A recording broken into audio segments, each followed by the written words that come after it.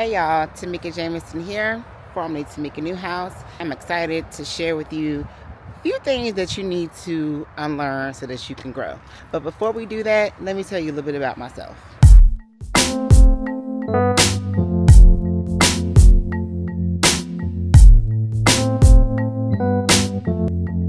I am Tamika Jamison. A lot of you may know me as Tamika Newhouse. I am a national best-selling author. I've written 17 novels, 5 nonfiction projects. I'm in the process of releasing my second documentary, as well as I'm a producer. I'm a visionary, I'm a creative, and I have been doing this full time since I was 23.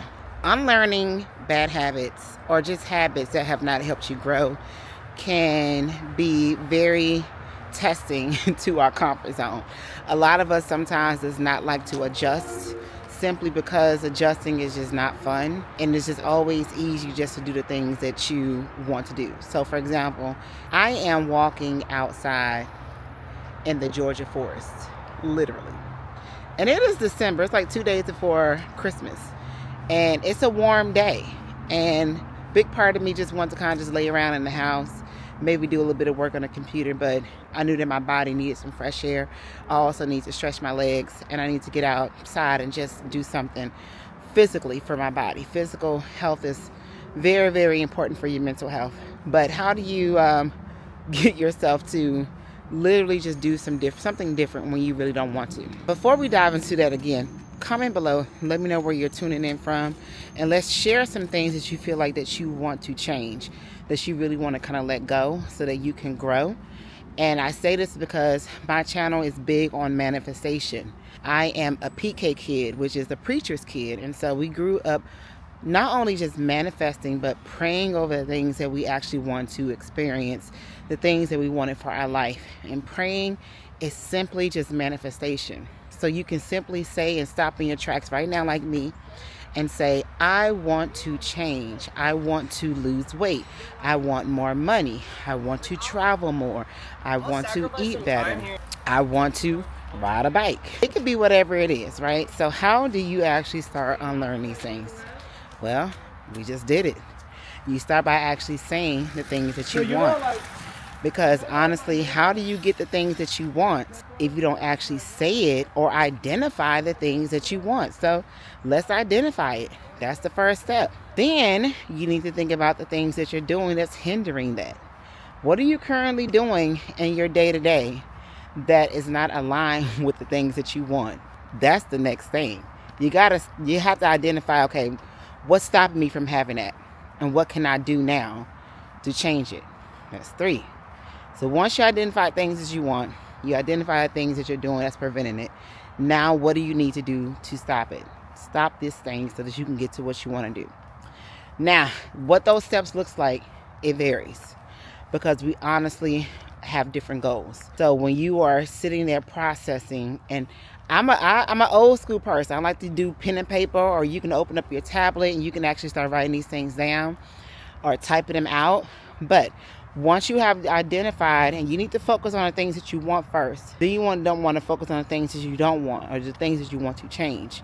You can put in a different column, different page, whatever. Once those 2 things are done, now you have to start breaking down the steps, simplifying these steps of what you need to do so those changes can become into effect. I know it sounds easier when you say it, but it's really not that easy, y'all, because for things to really become a habit, you have to be consistently doing them for like 21 days, damn near a month. I wouldn't overwhelm yourself by trying to make all these changes at once. Really kind of just focus on one thing at a time, maybe even 2 things. And honestly, at the top of the year, and often, those things is I need to lose weight. That's a common thing. I'm going to use this as an example because we tend to always, I want to say everybody on the planet that is an adult thinks about their weights, not just for aesthetics and because you want to look good. It's because you also want to be healthy, and health is wealth. Who wants to have a lot of wealth in their life, but you can't move around because you're sick or bedridden? You can't walk long distance because you lose breath. Like, you want to be able to actually enjoy life and move around and do the things that you want to do. You want to start small. obviously it's changing eating habits. Changing eating habits would mean getting rid of all the bad food first. Once you get rid of all the bad food, you want to replace it with the good food. Then you want to pace yourself with eating all these good foods. And sometimes you want to have a good balance with some of the things that you want to eat. Because let's call it spade a spade. We're all not perfect, and sometimes we want a nice juicy slice of pizza or a nice juicy burger. It's all about quantity. So these are some things that you still want. You just can't eat them all the time. Eat it once a month, every other week. You want to always replace the bad stuff with the good stuff, and you want to take in more good food than anything. Another thing is exercising. You also want to pace yourself there. You could be like me and go for a walk, a simple walk. And then before you know it, your stamina has increased. And you can probably start doing a little jogging in a couple months. After a little jogging, you do some runs, right? And then maybe after that, you want to start adding a little bit of weights or do some yoga, do Pilates, do some boxing. And before you know it, you actually like and enjoy these things. And you can feel the difference in your energy and your body. You have implemented good habits. But slowly, and you're pacing yourself over time. Now, granted, I ain't walked like that in like a month. And I can feel it in my body. And I'm like, all right, Tamika, you got to get back to walking. You got to get back to doing some physical activity. And so, yes, today is not as fun. But after 2 weeks of doing this consistently, it's going to be a lot easier. It's going to be a lot funner.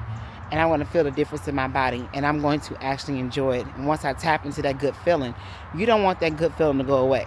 So you're going to try to do all you can to maintain it. Another example is people. You may be in a space in your life where you want to grow economically, you want to grow socially, and you may have realized that some of the people that are around you are not doing those same things. So how do you actually get rid of people that are not aligned with where you're trying to go in life? It may not be get rid of people entirely. You could be just cutting back on some of the things that you're doing with them. So you can start declining certain things. You can actually communicate and say, hey, I don't technically really want to do that right now. And then you can insert yourself into different environments. Go to social events. When you're at work and your coworkers, they say, hey, let's go do this, go do that, or after work drinks or whatever, say yes. If you go to church, if there are extra things they're doing outside of service, go to those things. Like, actually put yourself in a space where you're actually going to different social events. That way you'll find yourself doing different things. You'll meet new people, and before you know it, these new people will become nice associates, and you can start visiting them in different spaces or hanging out in different spaces and learning from these people, connecting different resources from these people, finding different things that work from you from these people. If COVID didn't teach us anything, COVID taught us that we actually need people. So make sure that you are tapping into things intentionally. It's about being intentional with the things that you actually want to experience.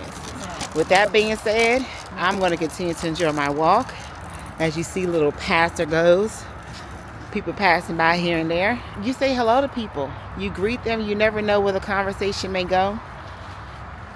And you may build a connection that could be life-changing. If you felt like this video was useful, if you want more, tap into my YouTube channel, subscribe. You never know just what this may do for somebody, even for yourself. All right, y'all, let's keep dreaming. Let's get out there and let's make some changes.